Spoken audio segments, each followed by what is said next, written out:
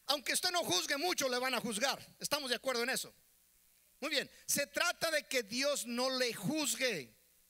Si yo no juzgo al hermano, al menos que esté en autoridad, lo haré.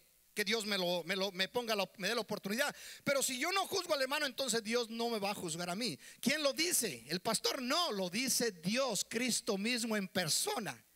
Lo está diciendo el creador del universo. Y lo va a entender usted más adelante por qué lo pone el Señor de esta manera. Y ponga atención. No condenéis y no seréis condenado. No condenes al hermano para que Dios no te condene a ti. Ouch, está fuerte, ¿no? Bueno, yo creo que si esperamos en este día y si ponemos atención, vamos a salir aquí bien refinados, bien pulidos, bien afilados, para no cometer los errores que los religiosos, fariseos y escribas cometieron. Recuerden, ¿conocían Biblia? Era lo máximo. Usted y yo no le llegamos al conocimiento que tienen ellos. Pero no se trata solamente de conocer Biblia, también Satanás la conoce. ¿Estamos de acuerdo? Sino que se trata de ponerla en práctica. No se trata del conocer, sino del hacer. ¿Sí? Porque el conocimiento envanece. Y no estamos hablando aquí, ni estoy también tratando de influenciar de que usted no conozca. No. Cuando se estudia la Biblia y se medita con el temor de Dios, adquiere sabiduría. Pero cuando se hace con los conocimientos y capacidades humanas, adquiere conocimiento, y el conocimiento envanece al hombre, mas el temor a Dios lo edifica. ¿Sí? Es la cosa, es lo que Dios está continuamente exhortando a sus criaturas. Dice: no condenéis y no seréis condenados, perdonad y seréis perdonados. ¿Cuántas veces Pedro le dijo en una ocasión al Señor, cuando hablaba de este asunto, un poco más adelante en el capítulo de Mateos, le dice: Señor, ¿cuántas veces debo de perdonar a mi hermano que pecare contra mí? No le permitió a Jesús abrir la boca y responderle, sino que a él a diario añade a esa misma expresión algo que no era costumbre ni tampoco era ley. Y le dice: hasta 7 veces. Recuerde, si usted estudia un poco la historia y la posición de los hombres de Dios en los tiempos antiguos, usted encuentra, y aún en la Biblia usted encuentra, que lo máximo que se podía perdonar eran 4 veces. 4 veces, y pero no estoy hablando de 4 veces en el año, o en una década, o en la vida. No, estoy hablando de 4 veces al día. Eso era lo que la ley enseñaba, era lo que el pueblo de Israel practicaba, era lo que los fariseos enseñaban y los escribas. Y Pedro le dice: hasta 7 veces, Señor. Y Cristo le contesta: no te digo que 7 veces, sino 70 veces 7. ¿Cada cuándo, pastor? En los 100 años que me permite el Señor vivir. No, cada día. Dice: wow, tengo que perdonar a mi hermano que peco. Bueno, si el hermano nomás me hace así un gesto, quizás se lo perdone 70 veces o 70 veces 7. O si nomás me hace: ¿dónde vas? Tú, ¿qué andas haciendo? No sé qué palabra estoy expresando. No sé de qué rancho me las agarré.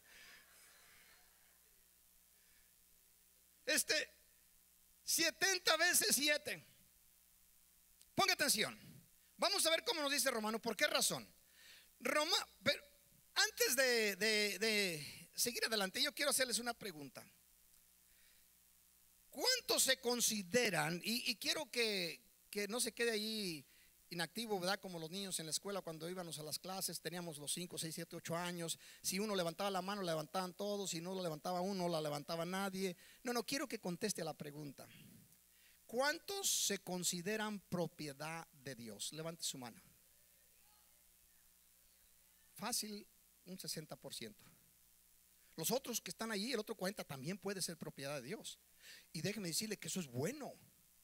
Él ya nos creó. El ser propiedad de Dios es lo mejor que le puede acontecer a la criatura. Amén. Porque tenemos que ser propiedad de alguien. No estamos desconectados de la creación. O somos propiedad de Dios, o somos de otro que sí es malo. Nuestro Dios es bueno. Nuestro Dios es bueno.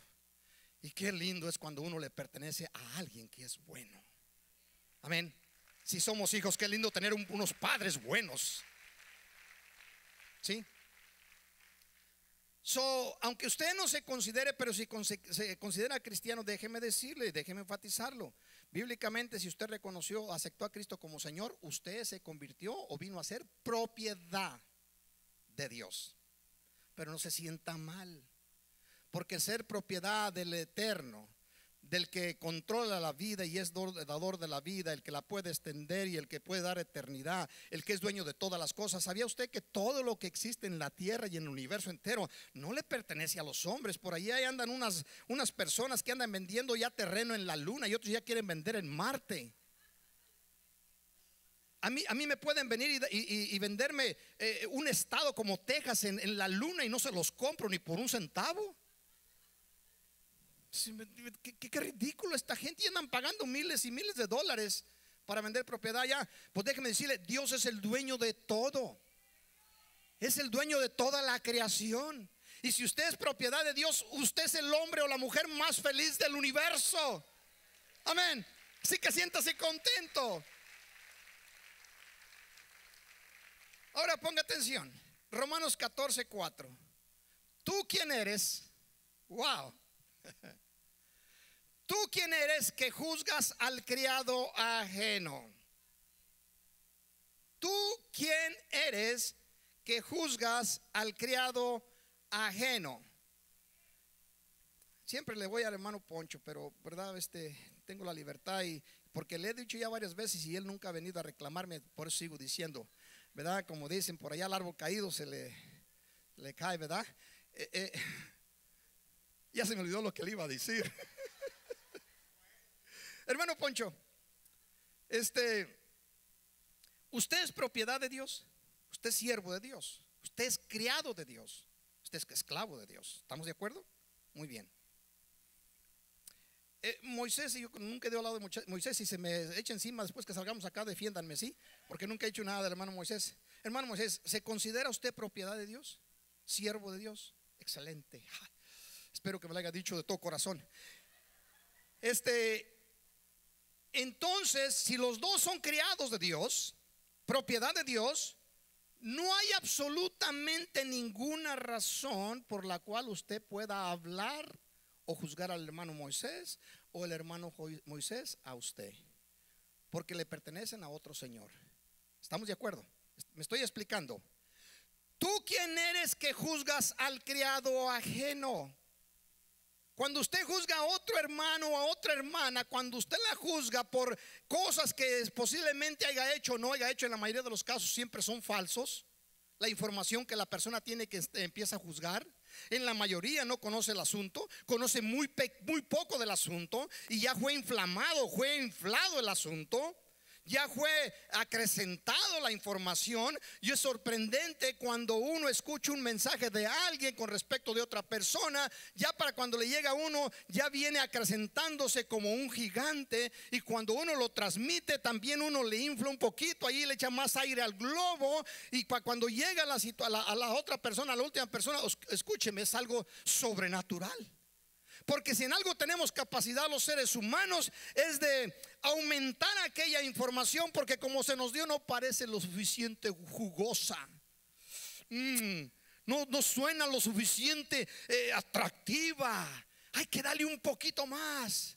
Fíjate que miré al pastor salir de un lugar que pues yo conozco que allí en ese restaurante no es ni restaurante. Ese restaurante ahí solamente es para nunca he ido a él, que no me vayan a juzgar, ¿me entiende? Pero es un lugar donde las mujeres usan ropa muy inadecuada. ¿Cómo se llama ese restaurante?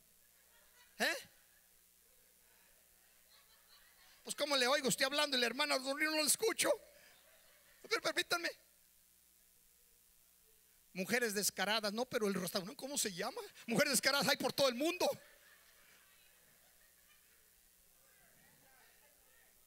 ¿Cómo se llama el restaurante, por favor? Es un restaurante donde las mujeres andan en brasier o algo así.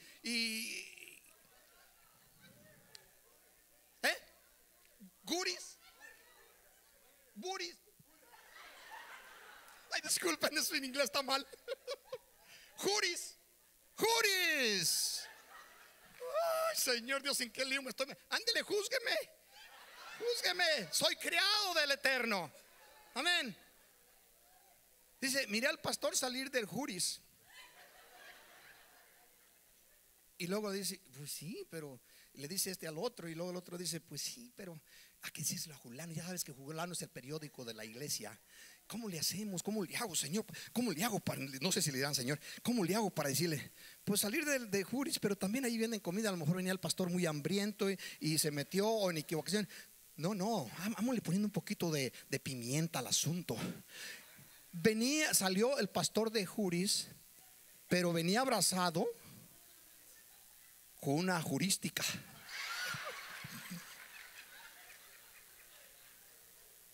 No le vayan a decir a Rebeca. No le vayan a decir, porque pobrecito pastor, no creo que lo vuelvamos a ver. ¿Sí? Escúchenme, ponga atención. Existen más personas entre el pueblo creyente que no van a llegar al cielo. Escúcheme, no porque sean malos, sino porque profesan ser los mejores o creen ser los mejores. No van a llegar al cielo no porque actúen como el diablo, sino porque quieren actuar como Dios. No porque ocupen el lugar del diablo, sino que ocupan el lugar de Dios. Se los puedo asegurar con la Biblia que muchos no van a llegar ahí por esa razón, porque quitan a Dios y se ponen ellos a juzgar. Y lo van a ver en las escrituras. Es un pecado que Dios no puede perdonar, porque le están diciendo a Dios, Él es muy lento para juzgar, y aquí estoy yo que lo hago rápido, reacciono, y es más, le pongo un poco de pimienta para que la cosa ya se termine y asunto arreglado. ¿Sí? ¿Tú quién eres? Le está diciendo Dios, ¿estamos de acuerdo? ¿Tú quién eres que juzgas al criado ajeno? Para su propio Señor está en pie. No estamos aquí promoviendo que el hombre y la mujer de Dios sean pecadores, no. Pero lo que tú y yo no podemos ser es jueces si no estamos en autoridad sobre esa persona. Dice, para su propio Señor está en pie o cae, pero estará firme, porque poderoso es el Señor para hacerlo estar firme. Quiere decir que tenemos chance.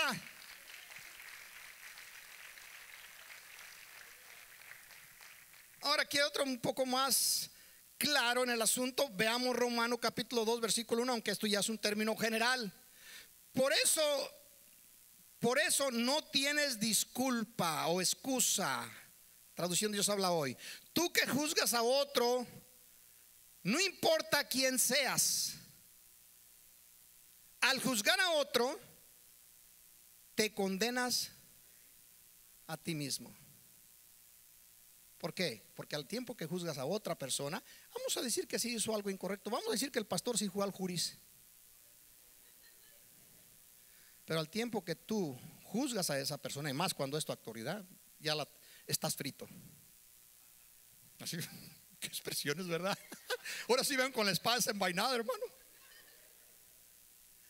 Cuando tú juzgas a otro, no es que otro te va a juzgar a ti, como vamos a decir, para compensar esa situación que estás tú practicando. Dios te va a juzgar a ti. Dios te va a juzgar a ti. Pero cuando ya Dios te va a juzgar a ti, la cosa se complica bastante, porque para poder pasar el juicio de Dios, si no hay quien intervenga a favor tuyo, que en este caso sería Jesucristo, pero Cristo no puede intervenir por ti porque has ocupado el lugar de Él. Entonces no puede intervenir. Y si Cristo no interviene, nosotros estamos acabados. Si Cristo no fuese nuestro abogado ante el juez del universo, estamos acabados. Se lo digo claramente. Como dijo el apóstol Pablo, entonces ¿de qué aprovecha todo esto? ¿De qué sirve todo esto? Si realmente no vamos a resucitar, mejor comamos y bebamos, que mañana moriremos, punto. Pero Cristo resucitó, está a la diestra de la majestad, intercediendo por nosotros. Santiago 4:11. Hermanos, no murmuréis los unos de los otros. Ponga atención, yo sé que es bien difícil interpretar esta porción, porque uno la mira muy livianamente, El que murmura del hermano y juzga a su hermano, murmura de la ley y juzga a la ley. ¿Qué está diciendo? Si murmuras del hermano, murmuras de la ley. El que murmura del hermano murmura de la ley, y el que murmura de la ley juzga a la ley. ¿Quién es la ley? ¿Quién es la ley? ¿Qué es la ley? Es Dios.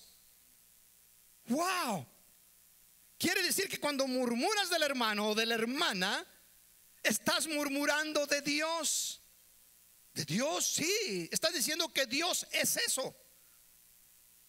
Porque Dios se puso en ese lugar. La razón que tú y yo vamos a llegar al cielo es porque Cristo se puso en el lugar de nosotros. No podemos presentarnos nosotros delante de Dios. Se presenta Cristo en nuestro lugar. Si tú y yo hubiéramos muerto en la cruz del Calvario, de igual forma nos iríamos al infierno. Aunque nos muriésemos, aunque nos crucificasen, como quiera no la haríamos. Lo único que queríamos era pagar por la deuda de morir a causa del pecado, pero nunca arreglamos nuestra deuda con Dios. Y cuando usted y yo recibimos a Cristo, Señor, cuando Él se pone en el lugar de nosotros, al aceptar a Cristo, es lo que acontece espiritualmente hablando. Entonces Cristo se pone en nuestro lugar. Y lo que se presenta delante de Dios no es Ismael, un mortal pecador. Se presenta Jesucristo, el santo, el creador de todas las cosas, delante del Padre. Y a Él sí lo perdona Dios, porque Él nunca cometió pecado. Él es inocente. El enemigo cometió el error de quitarle la vida a un inocente, y el que le quita la vida a un inocente es reo de muerte. No tiene voz ni voto en los juicios, porque ahora es un preso, y el enemigo quedó preso a causa de haberle quitado la vida a Jesucristo, siendo inocente. Pero Cristo fue y llevó la carga tuya y la mía. Por eso podemos cantar con alegría estrofas que entonamos hace un momento, que alaban a nuestro Dios con tanta facilidad. Si fuéramos los pecadores de antaño y Cristo no hubiera muerto, nosotros moriríamos si nos presentásemos delante de Dios. ¿Me estoy explicando? Pero ahora, por la gracia de Jesucristo, que está interviniendo a favor de nosotros, tenemos esa amplia entrada de llegar al lugar santísimo y abrazar a nuestro Dios con nuestro corazón, con nuestra fe, y decirle: Padre, te amo. Si usted estudia el Antiguo Testamento, se va a enterar que no había casi hombre en el Antiguo Testamento que le dijera a Dios Padre, o que se dirigiera a Dios. Todos los hombres de la Biblia se acercaban al profeta, que era el intercesor, o al rey que estaba en ese momento de intercesión, y le decían: a tu Dios, ora por mí, a tu Dios. Aún lo hacían los reyes. Iban al profeta de Dios, al sacerdote de Dios. ¿Por qué? Porque sabían que no tenían esa oportunidad de dirigirse a Dios directamente. Y ahora tú y yo lo hacemos en cualquier momento. Lo hacemos en la iglesia, lo hacemos en la casa, lo hacemos manejando, lo hacemos donde quiera que andemos. Le decimos: Padre, Padre, te amo, Señor, te amo, ayúdame, cualquier cosa. ¿Por qué podemos llegar al lugar santísimo? Por medio de Jesucristo. Tenemos amplia entrada, la puerta está abierta. El velo se rompió y fue quitado. Amén. Si murmuras del hermano, murmuras de la ley, y al hacerlo estás murmurando de Dios. Y déjame decirte, ¿cuál de nosotros podrá ponerse delante de Dios y decirle: Señor, cuántos errores cometes, cómo estás lleno de problemas y de defectos? Por favor, seamos un poquito más inteligentes que eso. Sí, y no es muy difícil entender la palabra de Dios. ¿Cuántos dicen amén? Mateos 18:6. Ahora, como es un tema un poquito difícil, y como algunos de ustedes están mejor deseando salirse de la iglesia, les voy a dar de largo. Va a decir: pero si usted le puede dar largo y yo no me voy. Pues sí se va, pero envió unos ángeles atrás de usted que lo persiga donde quiera que vaya. Va a decir: pastor, está metiéndose en problemas. Es cierto. Mateos 18:6.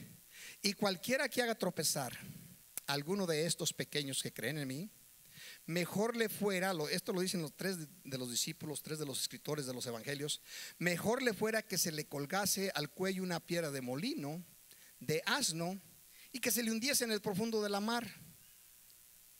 Le está diciendo el Señor: si alguno está haciendo esto, está hablando del hermano, está juzgando al hermano, todos ustedes los que son espirituales, hagan esto. Agarren una piedra de molino de asno. Yo antes pensaba que él mismo se atara en la palabra, que se quitara la vida, pero realmente está diciéndole a la iglesia: cuélguenle una piedra de molino en el cuello, llévenselo allí al Galveston, en la parte más profunda, y aviéntenlo para abajo. ¿No es lo que está diciendo Dios? Pónganle atención. Y lo dicen los 3 apóstoles que escriben los evangelios. De manera que Dios no anda jugando. Esta situación de la vida eterna es algo muy valiosa para jugar a la iglesita, como usualmente se dice. Le está diciendo, átele una piedra de molino de asno. ¿Cuánto una piedra de molino de asno? ¿Cuánto pesa? Bueno, los calculadores de historia dicen que aproximadamente unas 2 toneladas, más o menos como la troca del pastor que está allí debajo del techo.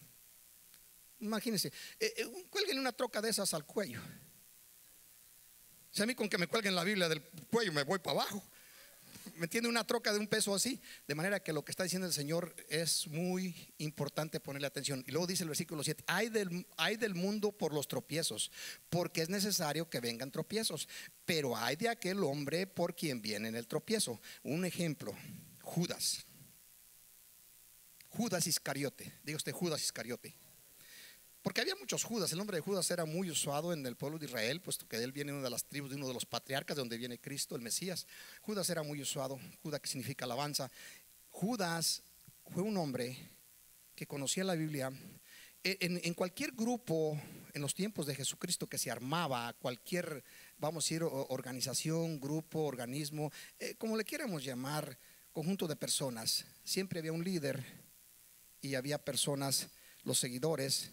Pero el líder siempre se rodeaba de 2 personas, siempre. Esa era una práctica, era una cultura. Se rodeaba del más fuerte y del más débil. Y el más fuerte era con el fin de echarle la mano al líder, y el más fuerte era para ser motivado por el líder. Jesucristo siempre estaba rodeado, en los momentos que se sentaban a la mesa, siempre estaba rodeado de 2 personas cuando se sentaban a comer. Y esto era un simbolismo, era una cultura, era una tradición, pero están hablando algo. A su mano izquierda siempre estaba Judas. Como la mano izquierda es un simbolismo de un poco más de debilidad, siempre estaba Judas, el más fuerte. Y a su mano derecha siempre estaba Juan, que es un significado de que la mano derecha le da más fuerza. Esta era la forma en que Cristo se sentaba a la mesa a comer, ¿sí? Cristo se recargaba cuando los judíos tenían una mesa muy bajita donde se sentaban a comer, y cuando ya terminaban de comer, para reposar un poco, se recargaba uno sobre el hombro del otro. Nuestro Señor Jesucristo se tenía que recargar sobre el hombro de Judas, y Juanito se recargaba sobre el hombro de Jesús, sobre el pecho de Jesús. Ponga atención a esto. Judas fue un hombre que hizo milagros como los demás apóstoles. ¿Estamos de acuerdo? Hizo milagros, estuvo ante la presencia de Dios, vio cosas sobrenaturales que a hombre casi muy poco se les ha permitido. Sin embargo, Judas se convirtió en el tropiezo. Y ahorita sabemos perfectamente dónde se encuentra Judas. ¿Dónde cree que se encuentra Judas? Allá siendo correteado por los demonios en el infierno. Simple como eso. Dice: hay del mundo por los tropiezos, porque es necesario que venga tropiezos, pero hay de aquel hombre por quien viene el tropiezo. ¿Sí? Me quedan una buena porción del tiempo y voy a compartir un ejemplo que compartió nuestro Señor Jesucristo, una de las historias que Cristo Jesús habló. Y cuando Cristo Jesús habla, bueno es que nosotros pongamos atención. ¿Cuántos están de acuerdo, iglesia? ¿Están aquí todavía? Muy bien. Mateos capítulo 18 versículo 23. Y voy a brincar varias porciones para no darle lectura a todo el capítulo. Usted lo puede leer en su casa. Mateo capítulo 18. Dice: por lo cual el reino de los cielos es semejante a un rey que quiso hacer cuentas con sus siervos. Inmediatamente usted entienda que un rey se trata de Dios y los siervos se trata de nosotros, interpretando la expresión bíblica. ¿Estamos de acuerdo? Simple, es muy fácil entender ese concepto. Muy bien. Por lo cual el reino de los cielos es semejante a un rey que quiso hacer cuentas con sus siervos. ¿Sabía usted que Dios va a hacer cuentas contigo un día? Téngalo por seguro, en el tribunal de Cristo. Dice, y lo bueno es que si ya está allí, ya la hizo, aunque haya sido como por juego, dice la Biblia. Y comenzando a hacer cuentas, le fue presentado uno que le debía 10,000 talentos. Diga usted, 10,000 talentos. Un talento son 34 libras.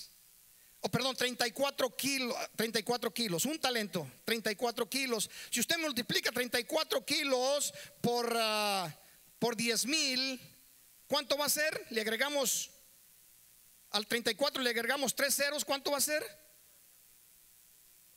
34,000, como 34,000 kilos por allí. Le agrega los 3 ceros, del 1000 al 34. ¿verdad? Entonces son 34,000 kilos. Si son de oro como se usaban los negocios en aquellos tiempos, estamos hablando a un precio del gramo. Un kilo tiene 1,000 gramos. Estamos hablando de un precio de unos 425 mil millones de dólares, a $1,200 el gramo de oro. 425 billones con B, o millones cuando se refiere al número de millones, 425 mil millones. Lo que va a poner Cristo en esta historia es lo imposible. Con ese dinero estamos diciendo que vale más que, olvídese, para que una persona cuente, si cuenta $1 por día, que más o menos, por día, por minuto, por segundo, para contar 425 mil millones, no sé si le lleva como unos 34,000 años. Por ahí. Te pongas la atención. La cuenta, una cuenta gigantesca. Cristo la va a poner como ejemplo para la vida de una persona. ¿Cuánto vale la vida de una persona? Cristo lo puso en otro lugar. ¿De qué le aprovecha el hombre si se ganare todo el mundo y perdiere su alma? ¿Qué dará, qué recompensa dará por su alma? ¿Cuál? ¿Todo el mundo? No, no es suficiente para pagar por un alma. De manera que valemos bastante. Wow. Usted para Dios vale más que toda la tierra, sin las almas, claro. Bendígalo.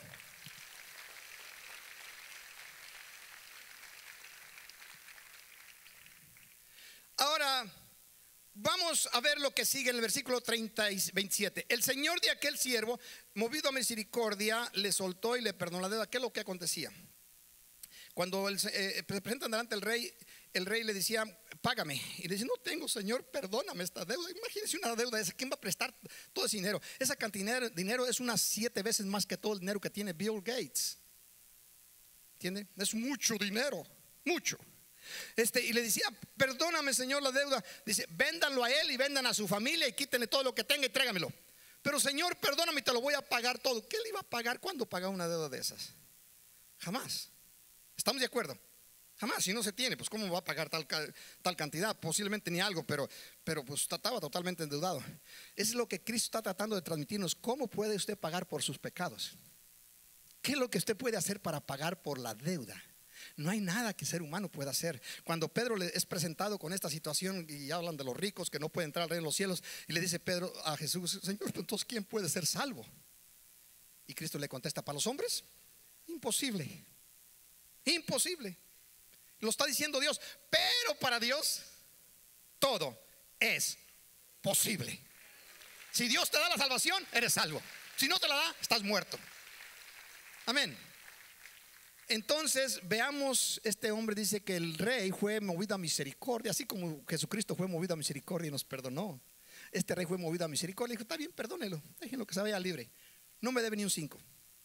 Saliendo, aconteció que se encontró con uno de sus consiervos, otro del grupo que no pertenecía al rey, era el rey y todos los súbditos. Y dice: pero saliendo aquel siervo halló a uno de sus consiervos. Dígale a su hermano, su hermana, no le dice que sea su esposo o su esposa, diga: tú eres consiervo mía, o consierva o consiervo. ¿Estamos de acuerdo? Así bíblicamente así lo pone el Señor. Dígale a alguien por ahí, por favor. Así me tomo un poquito de oxígeno. Dígale: tú eres mi consiervo o mi consierva. No, yo soy tu esposo, yo soy tu esposa. No, tranquilo. Eso se termina aquí en unos cuantos años. ¿Qué? ¿Te vas a divorciar a mí? No, cuando nos moramos. ¿Entiendes? Somos consiervos porque somos propiedad de Dios. Dice: pero saliendo aquel siervo halló a uno de sus consiervos que le debía 100 denarios. Según los cálculos son 4 meses de trabajo. O sea, 30, 60, 120 días de trabajo. Le debía a este hombre, que debía una deuda de 425 mil millones de dólares. Y debía, ¿cuánto? Debía 4 meses de trabajo. Vamos a decir un cálculo más o menos $33,000 a nuestros tiempos. ¿Ok? La tercera parte del año. Si una persona gana más o menos un promedio así. Muy bien, yo sé que son 33,000, que decir que gana como 90 y tantos mil o 100,000, es mucho dinero. Si alguien gana tanto dinero, perdón, si alguien gana tanto dinero por aquí, dígame para perseguirlo, seguirlo, para que me lleve por ahí. Pero bueno. Pero saliendo aquel siervo halló uno de sus consiervos que le debía 100 denarios y haciéndose de él, le ahogaba diciendo: págame lo que me debes. ¿Hay alguno aquí que me deba dinero a mí? No hay nadie. Por favor, ságanlo aquellos que me den dinero, para ver si y me da permiso, voy y me lo agarro ahorita. Sí, págame aquí delante de toda la gente. Este lo hizo delante de todo el público en la calle. Y págame lo que me debes. Como el Señor decía: perdóname, mira, ten misericordia, te lo voy a pagar. No, págame. Entonces uno de los súbditos del rey también, que se dieron cuenta, siervos del rey también, se dieron cuenta, vamos a decir hermanos en Cristo, hijos de Dios, se dieron cuenta del asunto, que aquel andaba juzgando al otro. Entonces corrió con el rey y le dice: Señor, ¿te acuerdas de ese hombre que vino acá y te pidió perdón y le perdonaste la deuda? Ahora se encontró con uno de sus consiervos allá y lo está ahogando. Sal pronto porque lo va a matar, lo quiere echar fuera, lo va a correr de la iglesia. Qué directo, ¿no? Entonces él dijo: mire, tráiganmelo para acá. Tráiganme. Mandó aparte de sus vamos a decir un pelotón de soldados, lo mandó y agarraron a aquel siervo al que le había perdonado la deuda hace unos cuantos minutos atrás, y que lo regresan otra vez delante del rey. ¡Wow! Delante del rey, del creador. Y lo ponen delante de él y ponga las palabras del rey. Entonces, llamando su señor, le dijo: siervo malvado. Todo peor que malo, creo. Malvado. Toda aquella deuda te perdoné. Ponga atención, y aquí es donde yo quiero que lo entienda. Aunque usted no lo comprenda perfectamente, ni yo ni usted, la deuda que teníamos con Cristo, con Dios, era imposible pagarla. Era imposible. No le interesa qué tan bueno haya sido, no interesa que no hayas cometido nunca un error, una falta en la vida. No interesa, estabas con una deuda que vale más que todo el oro y todas las riquezas de la tierra. De manera que tú pagarle a Dios o yo pagarle a Dios, eso era imposible. Diga usted: imposible. Aunque te sientas ahorita que no aconteció nada en tu vida el día que recibiste a Cristo como tu Señor, te pagó el Señor una deuda con el Padre. Cristo pagó una deuda con el Padre que tú ni nadie podría pagar. Y te la perdonó. Te perdonó. Ay, Señor, me perdonaste.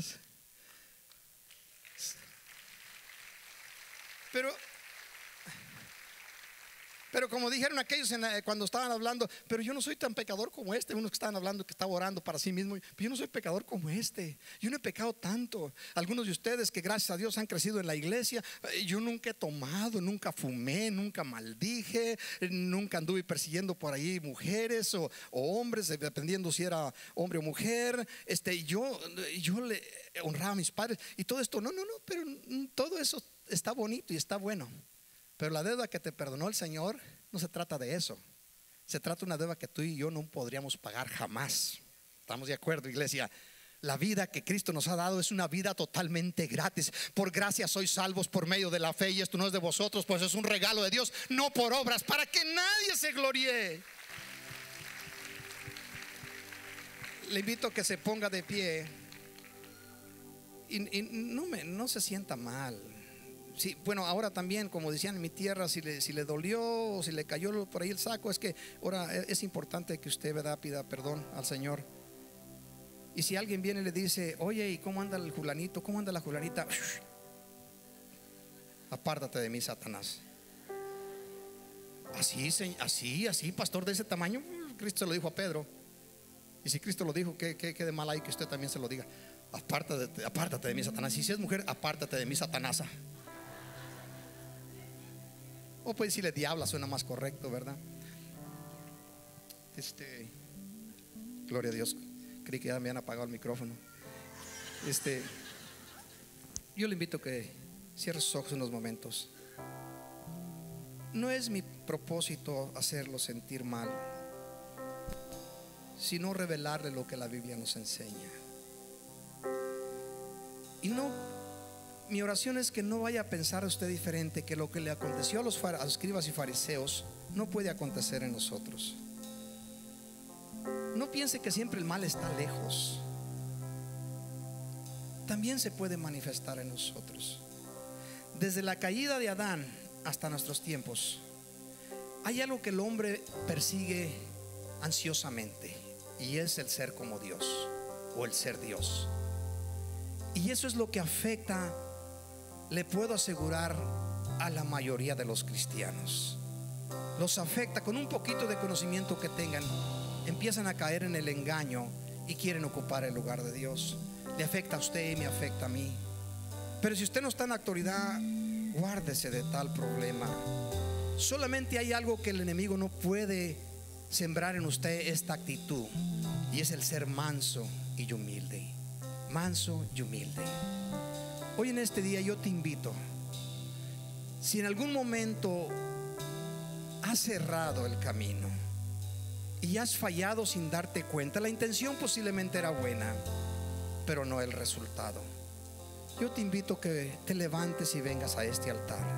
Si tú crees que Dios es mejor que tú para juzgar, entonces pasa a este altar. Preséntate delante de Él. Creo que todos debíamos estar aquí. Todos. Porque de una forma o de otra nosotros todos cometemos ese gigantesco error que ha llevado por toda la historia de la Biblia a hombres y mujeres a la perdición, queriendo ser los señores. Cuando el hermano o la hermana recibió a Cristo, no te recibió a ti, no te aceptó a ti como Señor o Salvador, no te aceptó a ti como señora o salvadora, aceptó a Jesucristo. Tú no eres el dueño, yo no soy el dueño es Dios. Él es el propietario de todas las almas que se arrepienten. Por eso hoy en este día te invito, te presentes delante de Dios y le digas: Señor, hazme más sabio. Crea en mí un espíritu temeroso de ti. Ayúdame a entender y poner en práctica tu ley, tu palabra bendita. La palabra nos dice que si nosotros hacemos eso, tendremos descanso para nuestras almas. Encontraremos descanso para nuestra alma. No te preocupes, deja que Dios se encargue de resolver los problemas de su creación, de sus siervos, de sus siervas, de sus esclavos, de sus criaturas. Y adorémosle a nuestro Dios en esta mañana. Es un día bueno para alabar a nuestro Dios. Inicio de un mes especial. Levanta tus manos y adorémosle con el grupo con esta estrofa. Y hazlo de todo corazón, entendiendo esto, que tú, yo y los aquí presentes, todos le hemos fallado a Dios en algún momento. Pero aquí lo importante es que si tú y yo vinimos a Cristo y le pidemos que nos perdone, Él nos perdona, Él nos abraza y se olvida de las ofensas cometidas. Levanta tus manos y adorémosle unos momentos, ¿sí? Voy a pedirle a Ismael que nos guíe en el canto. Puedes orar, puedes hablar, puedes cantar a nuestro Dios en este momento. Hazlo y acércate a Él, corazones sinceros. Todo lo entrego. Yes. Haz de ti, apropiate de ese canto, de esa estrofa. Y eres mi Yes. único anhelo. Jesús, mi esperanza eres tú. Te adoramos, Dios. Todo lo entrego. Ser como tú es mi deseo. Eres mi único anhelo. Jesús, mi esperanza eres tú. Yes.